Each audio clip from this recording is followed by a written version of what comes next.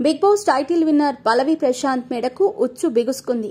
గెలిచాడనే సంతోషం లేకుండా చేశారు ఫ్యాన్స్. ఫినాలే రోజు రాత్రి అన్నపూర్ణ స్టూడియోస్ వద్ద ఉన్న కంటెస్టెంట్ల కార్లపై, ప్రభుత్వ ఆస్తులపై దాడి జరిగింది. అయితే ఆ గొడవ చిలికి గాలివాన అయ్యింది.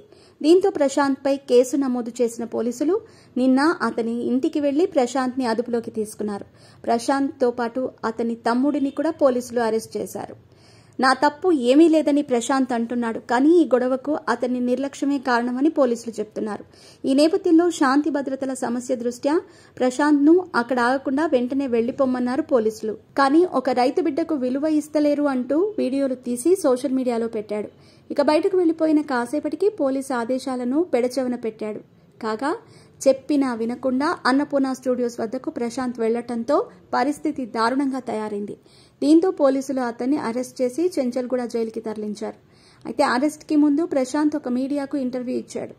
ఇంటర్వ్యూలో మాట్లాడుతూ, నాకు సరిగ్గా తిండి నిద్ర లేదు, కొంచెం ఫ్రీ అయ్యాక మీకు గంటలు ఇంటర్వ్యూలు ఇస్తానని చెప్పారు. కానీ కొందరు ఇంటర్వ్యూ ఇవ్వలేదని ఏదేదో మాట్లాడారు.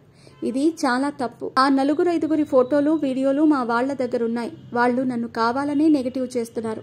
నాకేమైనా అయితే వాళ్లదే బాధ్యత. బిగ్ బాస్ హౌస్ నుంచి బయటకు రాగానే నా కోసం వచ్చిన జనాన్ని చూసి పరేషాన్ అయినా. నాకు ఇంతమంది సపోర్ట్ చేశారా అని. పోలీసులు వెనుక గేట్ నుంచి వెళ్లమన్నారు, కానీ నేను ఒప్పుకోలేదు. నా కోసం ఇంతమంది వస్తే నేను దొంగలా వెనుక నుంచి వెళ్లను అని అన్నాను. కొందరు కావాలని నా గురించి తప్పుగా ప్రచారం చేస్తున్నారు. నాకేమైనా అయితే 5 ఫోటోలు బయటకు వస్తాయని చెప్పుకొచ్చాడు ప్రశాంత్.